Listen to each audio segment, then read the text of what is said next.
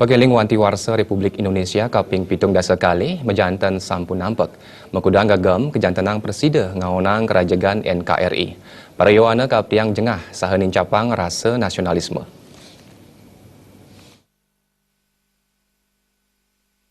Anggota DPRD Kabupaten Badung Gusti Ngurah Sudiarsa Mausang selami puniki rasa nasionalisme pariowana kejantanang reredang.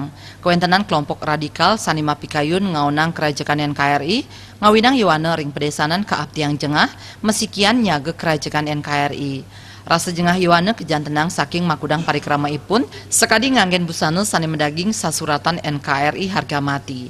Punika taler ring makudang pemargin lomba pakeling kamahardikan.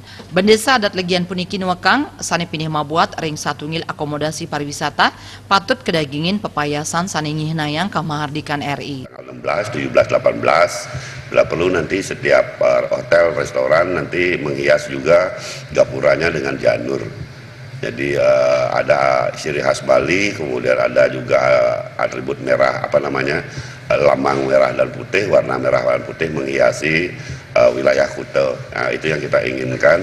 Nah, mudah-mudahan nanti Pak Camat juga dalam waktu dekat akan mengumpulkan semua tokoh untuk diberikan instruksi seperti itu. Dan betul-betul ini instruksi itu datang kita usulkan dari bawah.